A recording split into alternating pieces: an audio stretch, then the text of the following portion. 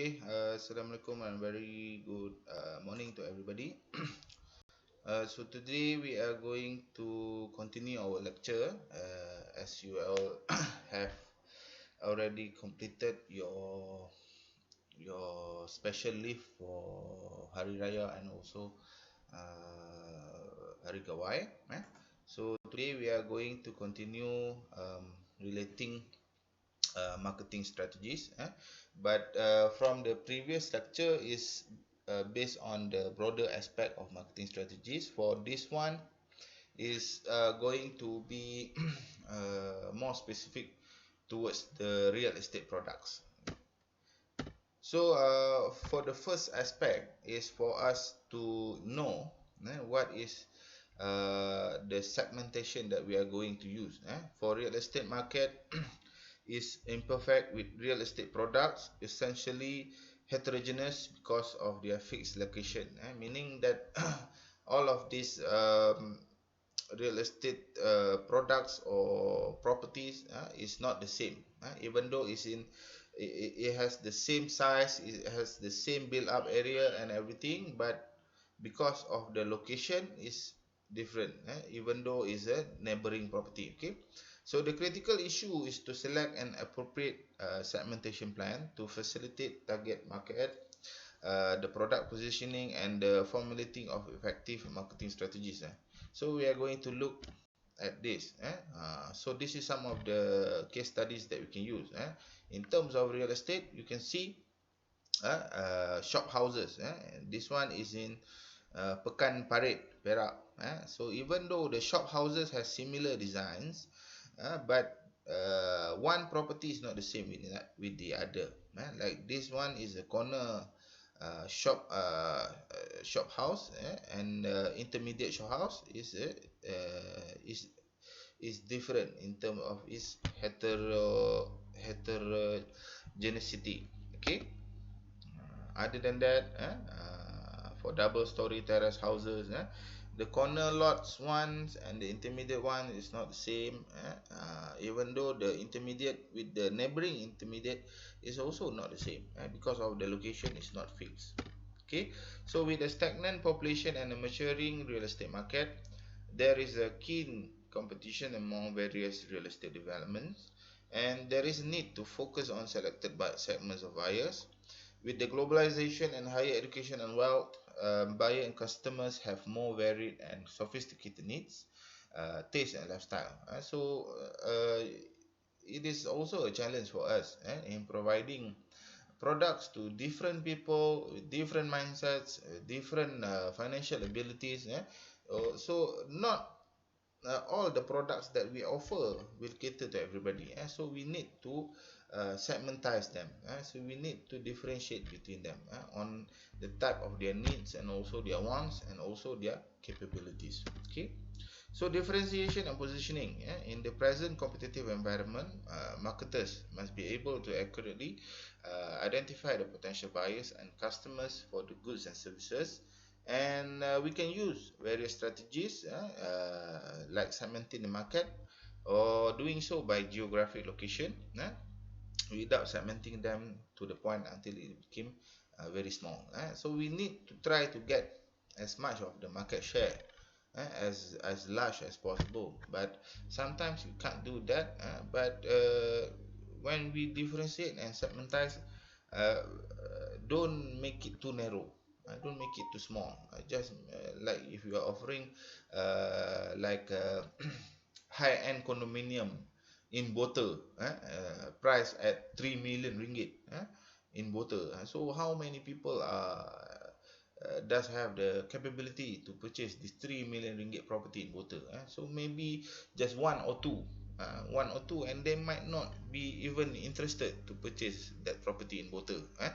So you must try to offer up products that is more suited towards the surrounding demographics, the surrounding people in that particular areas. Okay, like another case study is using Iskandar, Malaysia. So this region is very much very interesting for investors, especially from our neighboring country Singapore, whereby they have the financial capabilities to invest.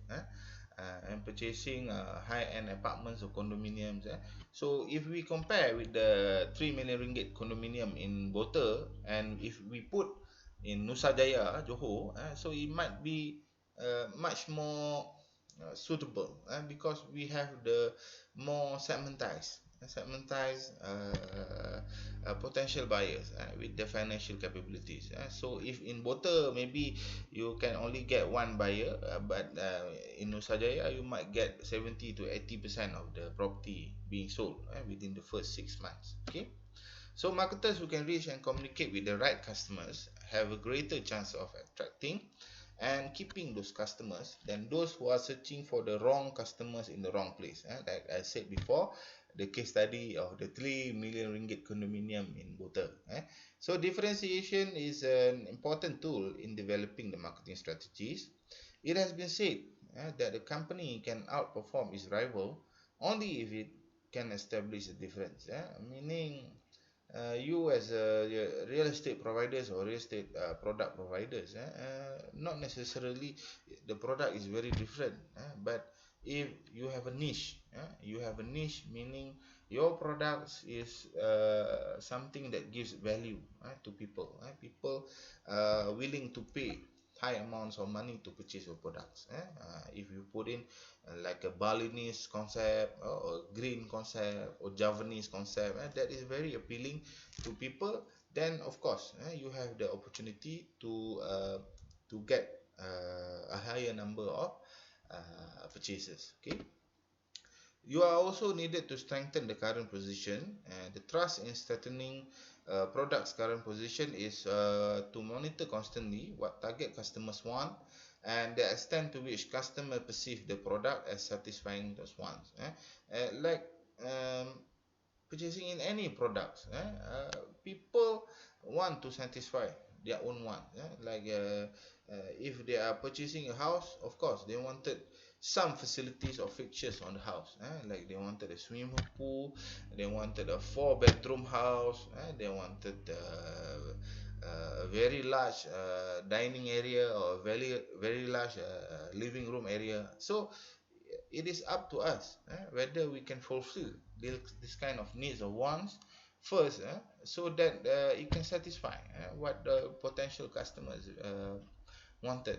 So if they are satisfied, of course they might be willing to part with their money and purchasing our products. Okay, so there's a saying, for service is a part of an acronym of a customer friendly, support, innovative, positive, precise, and also timely. So this constitutes of service, a good service, how we can provide good services to them. Okay, and another one is the next element is we are going to look at repositioning, whereby is declining sale or market share may indicate that customers have lost profit in the product's ability to satisfy the needs, and a new position may be adopted because strengthening the current position may well accelerate the downturn in performance. So if you are having the situation whereby people are not purchasing your product, people are not having faith, people are not seeing that your company or your products have a very good quality, so you must do something about this. Whether you try to reposition yourself, you bring your property company from operating in Perak, you operate in Johor or even Penang, but nowadays in the technological age, people will find out about your companies. So some real estate companies, they try to position by maybe changing the name of the company, but in the end we must try to improve from within the organization itself, then rather than just changing the external facade of the organization.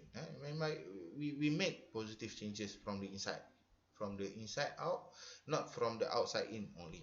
Okay, so reposition in competition also. Sometimes it is useful to reposition the competition instead of changing your own position.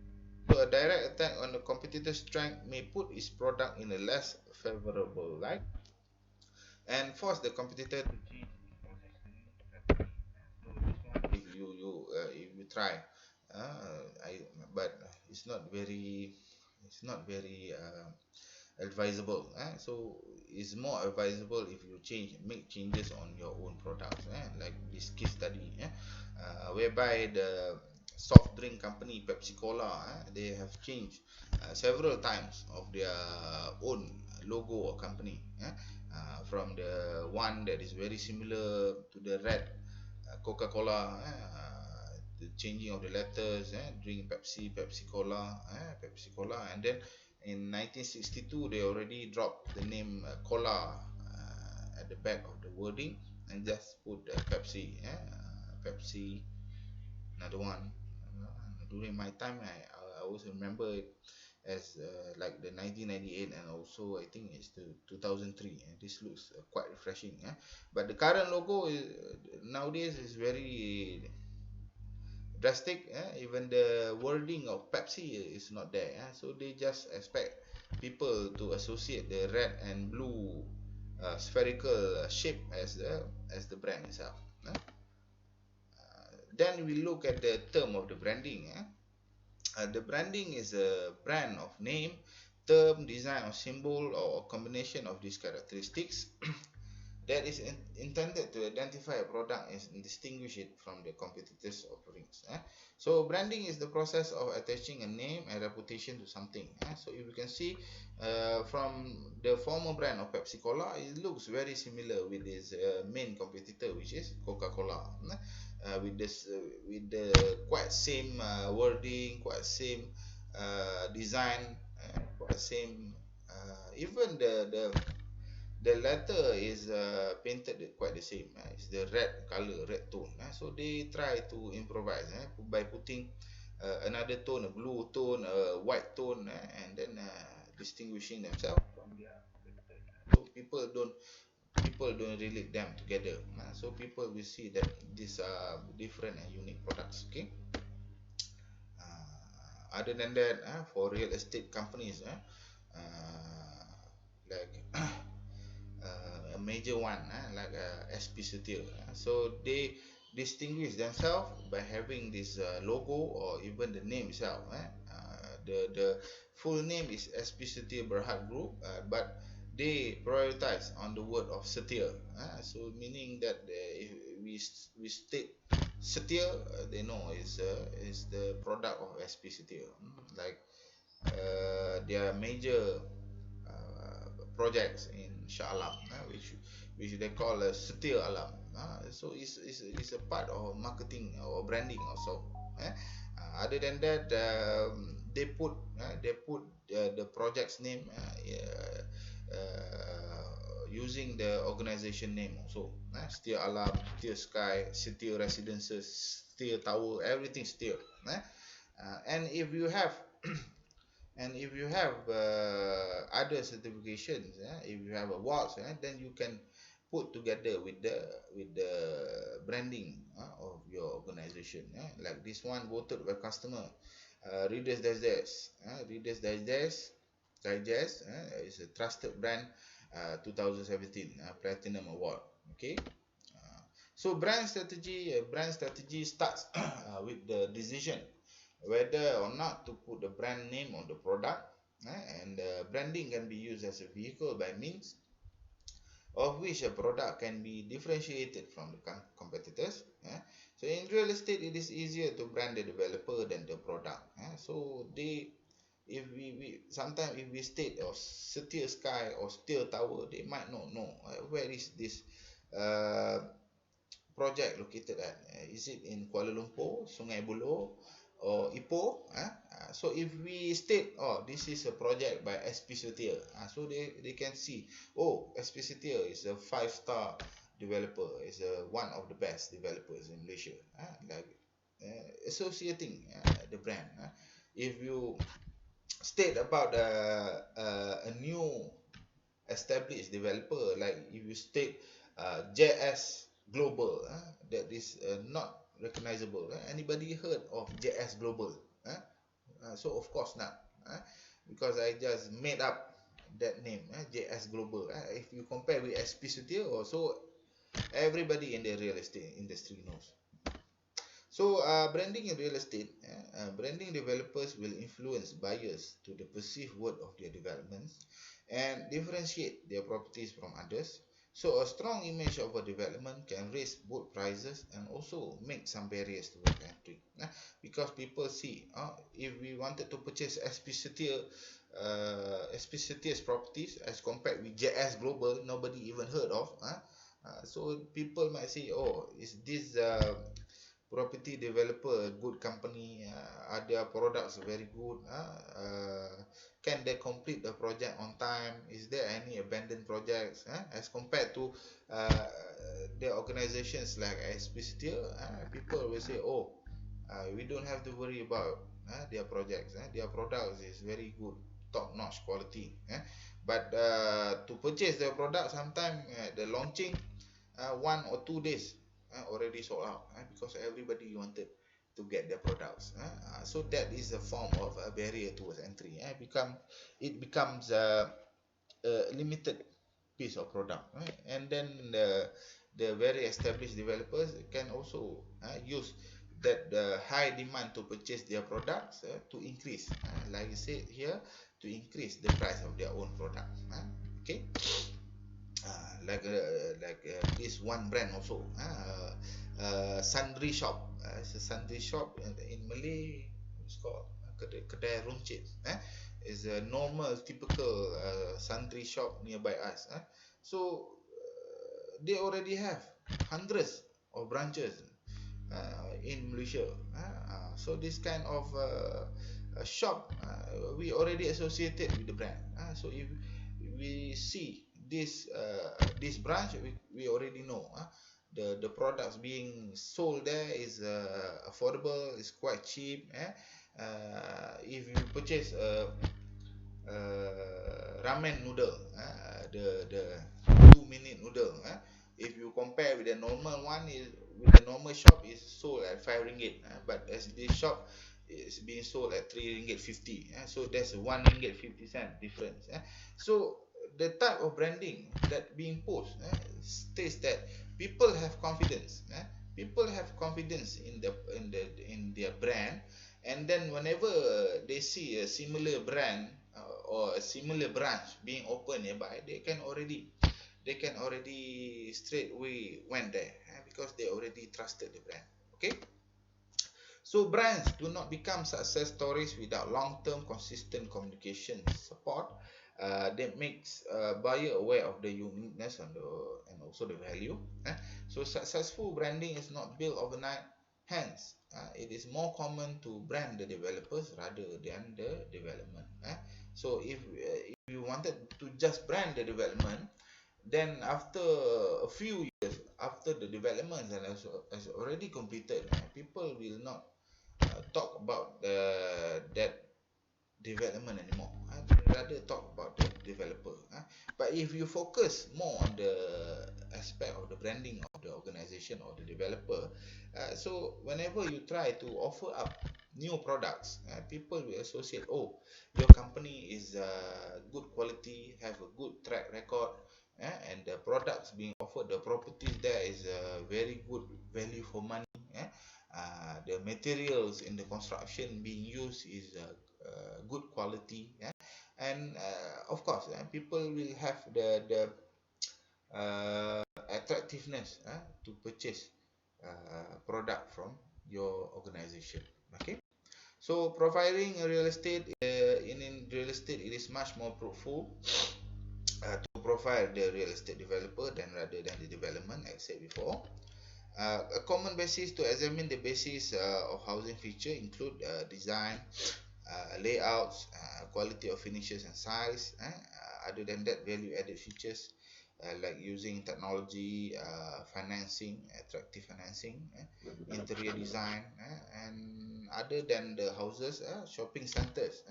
So can be profiled by examining the product-related features and also the center-related features. Like this one. I think everybody have already been here. You are already in your third year, fifth semester. If you didn't know where this place is, I think you shouldn't become a UiTM student, UiTM Sri Skandar student. I think everybody is quite missing this place already. Everybody is back in their hometown. Okay. So product related features refer to a variety of merchandise sold in the center. Customer service provider, range, price available, having center related features referring to size, availability of car parks, presence of anchors and spheres and others. This one we have in Sri Skandar. This one is in Manjong. So if you are tired of going here, you can go to a little bit further away in Manjong or even in Ipoh. But I think D-Mall is already good enough for us. D-Mall, not Billion. Billion is the main anchor. The shopping complex is called D-Mall. Okay. Other than that, theme parks, like your case studies, I think everybody has already done a good case study work. Okay, Legoland. Anybody did Universal Studios in Singapore? I think it's a good theme park also. Pricey. So that's about it for our lecture today, and I hope everybody can benefit well. And with that said, I bid you wabillahi taufiq wa hidayah. Assalamualaikum warahmatullahi wabarakatuh.